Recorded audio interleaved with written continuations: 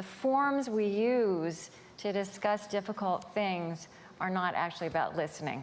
Right. They're sometimes about waiting your turn until the other person has finished what they have to say so you can speak, which is not listening. Totally. And I think I'm actually on the board of the Center for Courage and Renewal, and so I'm deeply invested in the practice that Parker's talking about, and was part of this group of young activists who got together and went through this process. And I think for a lot of us, what was so jarring in the best possible way was we realized how little of that kind of listening we were doing, and how little of that kind of listening we were being listened to in that way, how rare that was for us.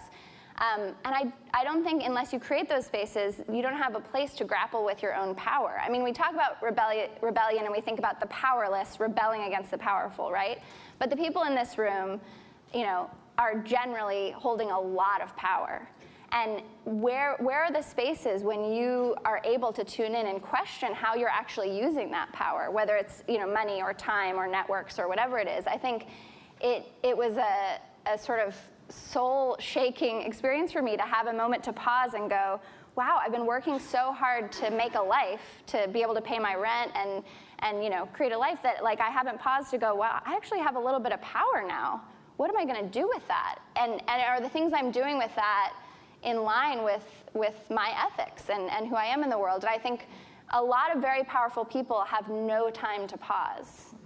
They don't create those spaces, and I think some of the most unethical things that happen in the world is because of that cacophony, because there aren't those pauses where people really have to reckon with themselves, not in a you're doing something totally corrupt way, but just in a is my life energy being used in a way that's useful for the world and in line with my own values? There's this, Parker, I think that the way you talk about the soul as a piece of intelligence in us, and a compass, which is distinct from the intelligence of our minds or even of our emotions. Right.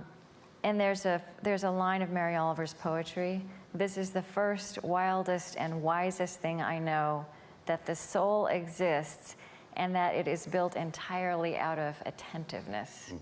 And that's another thing that we have to seize space for. And if I could say, because I know the word soul is hard for some people, I want to say a quick word about how it came to me, because it was one of the rare fruits of that experience in deep darkness called clinical depression.